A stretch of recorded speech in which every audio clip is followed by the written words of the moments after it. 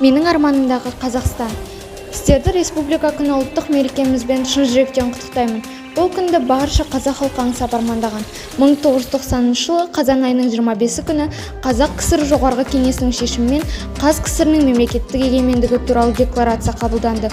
Сол сәттен бастап егеменді Қазақстан өзіндік көзқарасы бар жеке мемлекет ретінде таныла бастады. Бұл декларация ел тәуелсіздігінің іргетасы болды. Өзінің жеке территориясы мен діні, тілі, азаматтығы мен жеке бюджеті бар дербес елге айналды. Тәуелсіздік бізге оңайлықпен келген жоқ.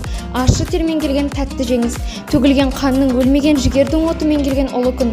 Егеменді елдің әрбір азаматы құрметтеуге және мақтаныш етуге тиісті ресми рәміздеріміз бар. Қазақтың мемлекеттік рәміздері ретінде туы, елтаңбасы және әнұраны жатқызылады. Мемлекеттік рәміздер тәуелсіздіктің нышаны ретінде ерекше қадірленіп, оларға биік мәртебе беріледі. Сондықтан да мемлекет адамдарға мемлекеттік рәміздерді қастерлеуді парыз етеді. Менің арманымда Қазақстан қаласы мен даласы жарыса дамыған, жаңаша келбетке ие болған ертегідей шаһар. Бұл менің ғана арманым емес, бұл барша халқымыздың, күллі қазақ зиялыларының сан ғасырлар бұрын елі үшін шырайлы мекен іздеген бабамыздың арманы. Мен үшін елімнің қазір де, келешекте де қайғы қасіретсіз, қамсыз өмір сүргеннен асқан бақыт жоқ. Менің елім кеңпейілді, үнемі жетістікке жол бастайтын, таңғажайып идеялармен тамсандыратын жалынды жастардың тұрағы. Bir сөзбен айтқанда, менің тәуелсіз Қазақстаным жер ұйығым.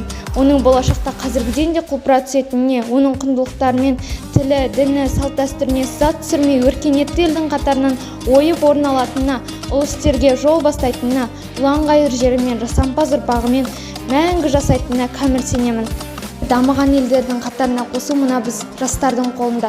Сондықтан да біз еліміз үшін бәріне дайын болуымыз керек. Ғылым мен техниканың жетістігін пайдалану арқылы көптеген экономикалық, әлеуметтік, рухани табыстарға қол жеткізетінімізге күмәнім жоқ. Қазақстан көп ұлтты мемлекет. 130-дан астам ұлт өкілдерімен тату-тәтті бір шаңырақ астында ғұмыр кешуде. Отанымыздың аспаны ашық, әр таң арайлы, болашағы нұрлы болса екен деймін. Келешекте бейбіт күннің бетін бұлт баспасын, барлық әлемде бейбітшілік болсын дей келе, біз мемлекетіміздің өткенімен мақтанып, оның бүгіні мен келешегі үшін аянбай тер төгіп өмірімізді арнаймыз.